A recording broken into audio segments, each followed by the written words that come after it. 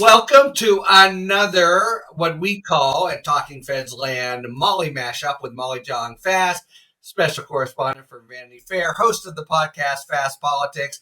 And man, what a propitious time to be talking to her. There's been a thing or two happen since we last convened. Molly, you can give me your little legal questions, but then I get to throw my politics questions at you. They're going to be, everyone's going to tune me out and tune you in, and that's just fine. What do you got? Well, that's not necessarily true. Okay, so explain to us, what legal jeopardy does Trump face right now?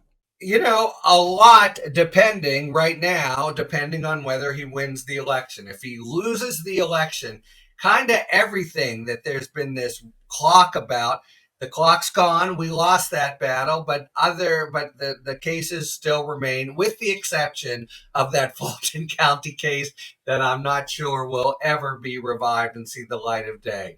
But the January 6th case, it's going to be trimmed down because of immunity.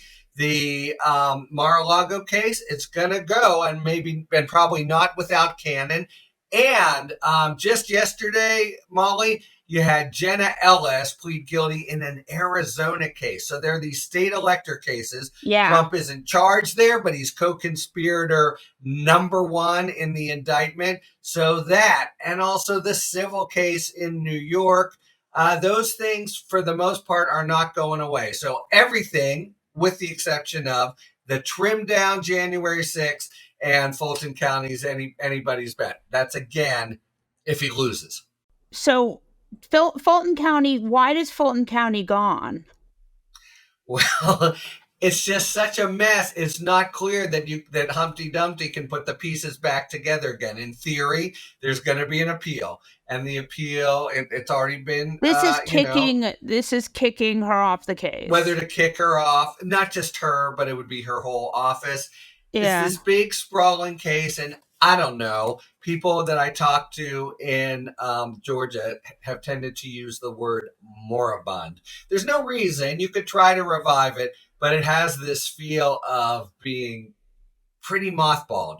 But it could come back. And the Arizona case that Jenna Ellis just agreed to plead, very, very, very bad news for Mark Meadows, Rudy Giuliani, Boris Epstein.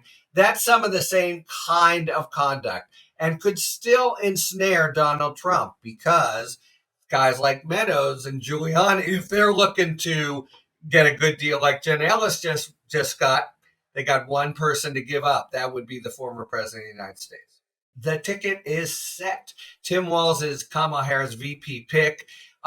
You talked on Rick Wilson's podcast about, a lot of things about Kamala.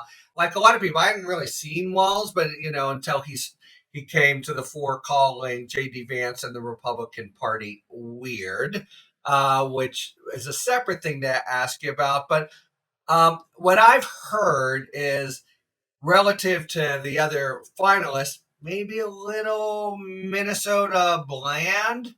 No. Yeah, so let's hear about Tim Walz. Okay, so first of all, Tim Walz, the two things that people have been saying, which neither of which are true. One is that he's some wild leftist, which he's not. Right.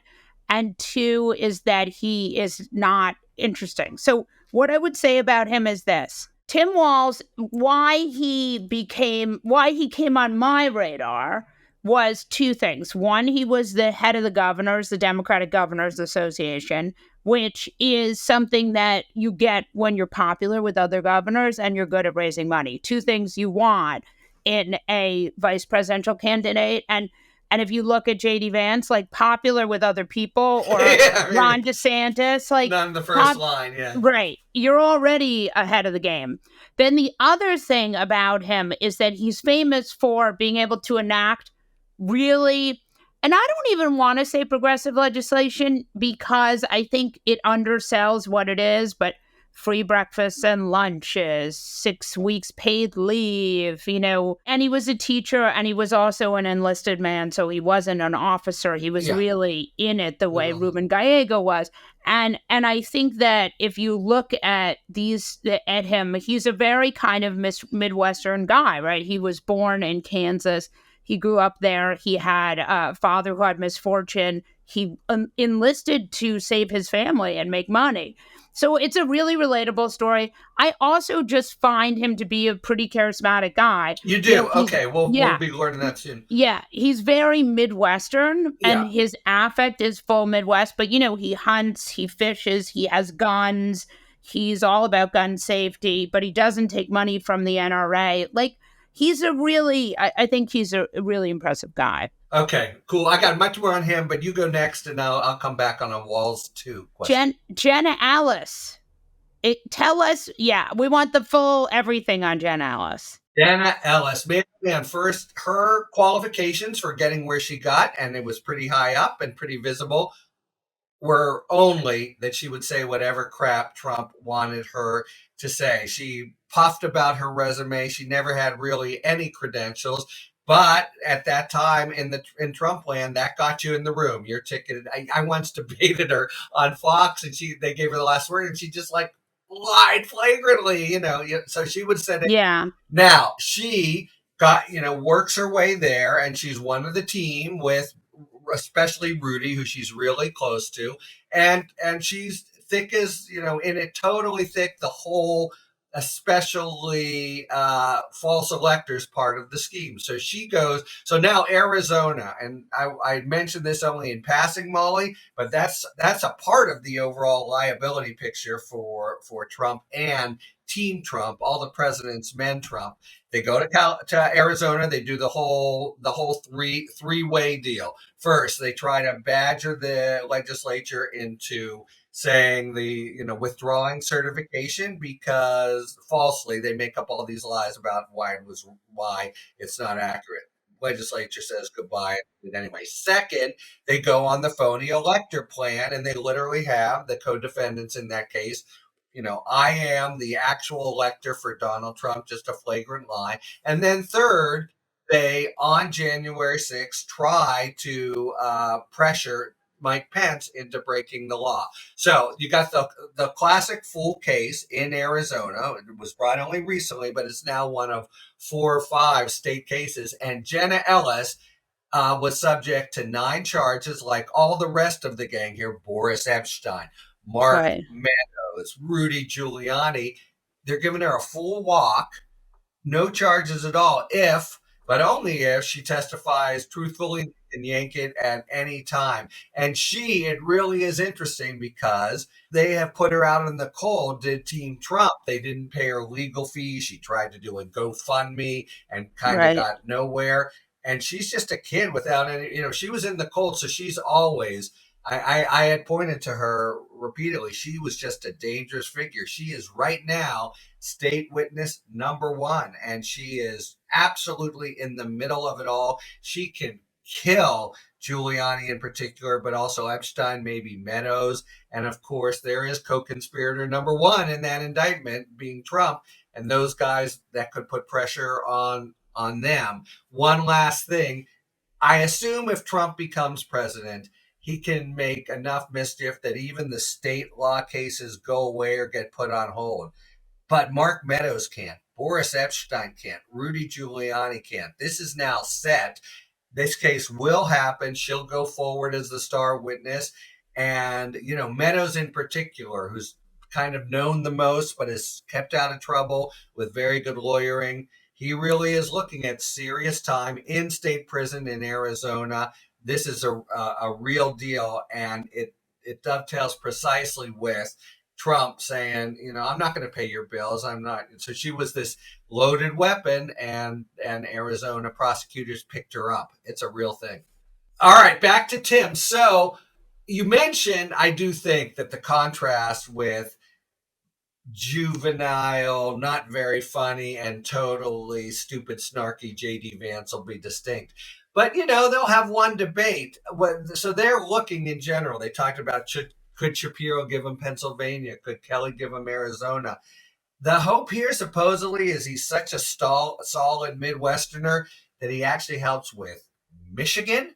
Other than what you've said, and raising, what does he sort of do for them, do they hope, in this razor sharp election? Historically, vice presidents have not delivered their states. And if you look at like John Edwards in North Carolina, really the last vice president to deliver a state was LBJ. So it's not it's just not, it's sort of not how it moves.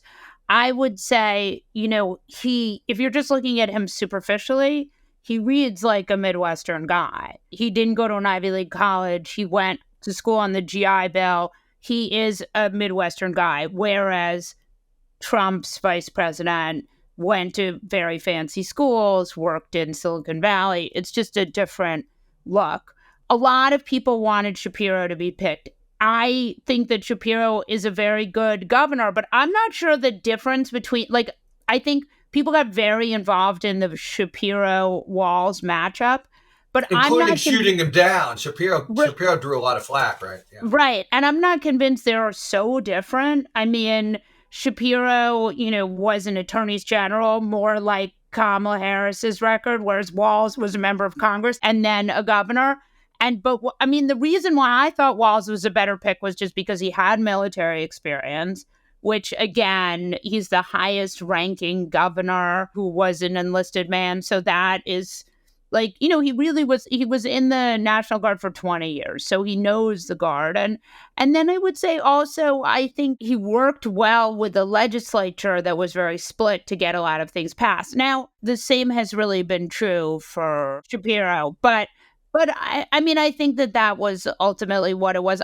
I don't think, people on the right are going to say it was because Shapiro is Jewish. I don't think that's true as a Jew myself, but I do think Shapiro looks more like someone who would come from an urban area, and Walz, with the ice fishing and the hunting and the guns, looks like someone who would come from a more rural area. Look, and more generally, Shapiro kind of firms up a little to the right, especially on Israel, and Walz a little to the left. So it does suggest she was worried about her left wing, no? Yeah, not really. Walz is the same. There's almost no daylight between Walz and Shapiro in Israel, except that Shapiro is Jewish. That really is, they're almost the same. And in fact, this idea that one is more right than the other, they're really so close. The free breakfast, they're doing so many of the same things legislatively. It's really like a style question, I think.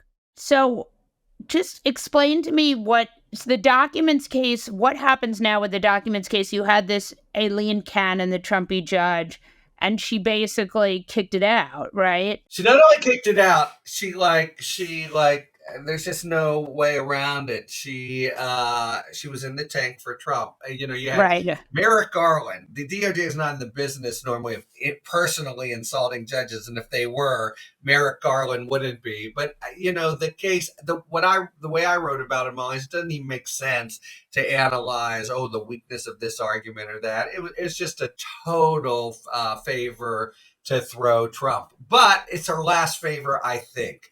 And it's a big one because it means he's got the talking point now until the election of that's been thrown out. But it's going to be reversed, I think. They're going to probably move to bouncer, I think, and that would get her done.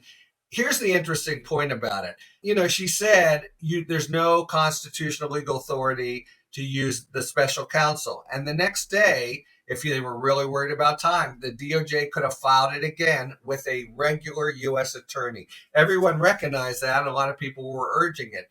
But this is a really punctilious DOJ under Merrick Garland. They like the special counsel reg, and they want to be able, if they prosecute a Donald Trump, for the public to have confidence. So they don't want to do it with the U.S. attorney. They want to vindicate their right to bring it with a special counsel, which, if you're actually prosecuting the former president, the putative opponent then of your boss, the president, that's when you need it for. So they could have just said, fine, screw you, and refiled it, but not challenged her legal ruling. It would have hung out there, but, it wouldn't have gone anywhere. But instead, DOJ acting in its institutional interests and taking time now. It's going to go, the 11th Circuit has set a schedule. It's going to be the normal plotting schedule.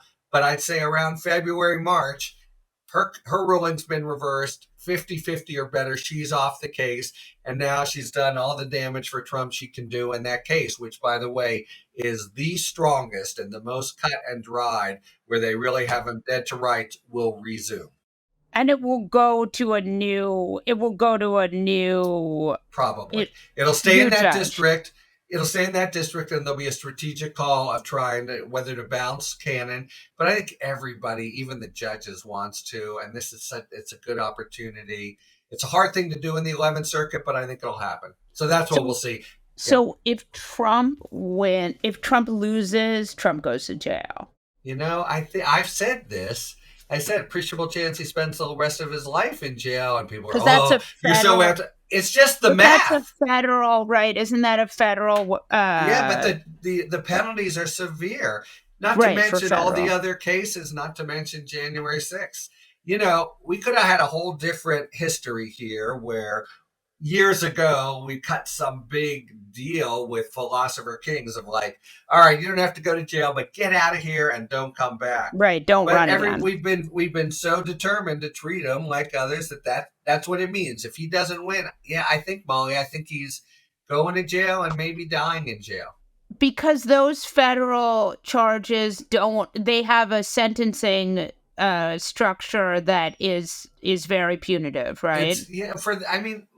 It depends what you say. It's a serious fucking crime. He took national. So he's looking at at real time, and he's pretty old, and it's really it's again if he loses. But we've been thinking by November, but that's beyond now. But we're back to a serious as a heart attack series of charges against him.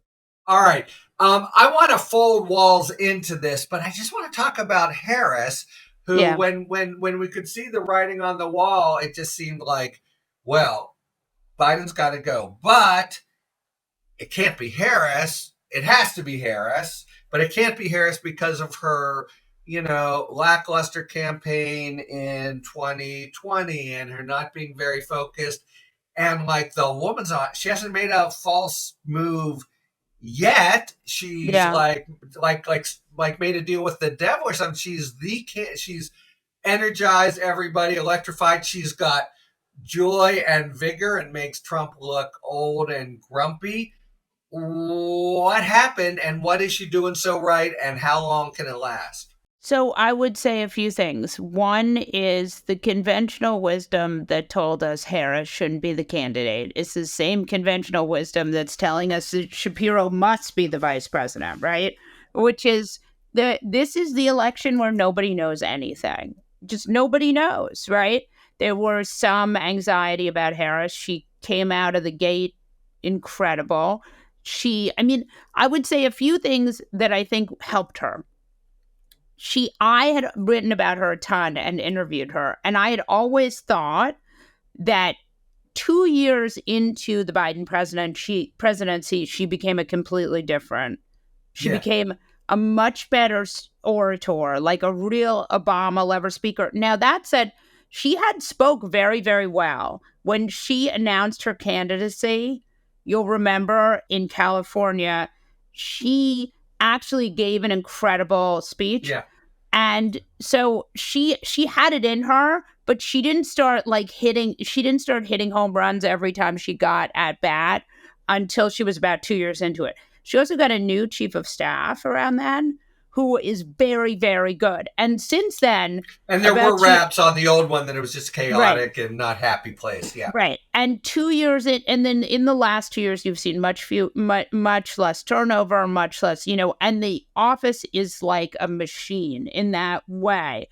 And then, so that was one thing. I think the 3 weeks it took Biden to come to that decision were a huge help to her, because it didn't feel like she was taking him out, her office also was super careful never to make it sound like she, so that was another thing. And in fact, an insider told me that she believed he should stay in. So the way it came out was just exactly right. And then the third thing was that he had to see he was losing in the polls, which he started to see. And the base needed to see he was losing in the polls, because until the base saw it, people would come over to me and they'd say, are they going to take away my candidate? Like, until they could see it, you couldn't explain to people. And the truth was, none of us knew. I mean, back to this whole nobody knows what's going to happen election, until we started to see him really. And then the other thing was that he really couldn't do the campaign schedule. That said, since he's dropped out, I mean, he's done incredible stuff. For example, the day he dropped out was the day he secured this enormous, very complicated, multi-country prisoner release package that was incredible. The kind of thing that would make a presidency for anyone else. And also, I would like to add real proof that he's not Jimmy Carter. Because you'll remember that Donald Trump had said that Putin was going to hold Evan Gershkovich until he became president and then release him then, just like Reagan, maybe got those kidnapped victims released when he. So I did think that it was, Biden is really a good president. I mean, he's an old guy and he can't crisscross the country and he has some speech issues, but he's done really well. And so I think that really helped her too. But she's really become a next level orator. And then the one other thing that I think is really important in this story is that the message from his campaign and the message from people in his campaign and the message from him and his people was, if you want to honor me, you will help her. And that is such a staunch contrast to, you'll remember the other time a president stepped down to elevate his VP, he was much more on the fence about the whole thing. Yeah. So I do think that was very helpful too. He now gets to play a great role because he doesn't have to, when he comes through. It's Thursday night, the Rafters will rock in Chicago. I think we'll both be there. I'll hope to see you. Yes. But man, if as much happens between this month and next month, we're going to have a lot of mashing to do. Always a pleasure, Molly. Thanks so much for being here. Thanks for having me. Thanks for tuning in. If you enjoyed this video and other Talking Feds content, please take a second to like and subscribe. Talk to you later.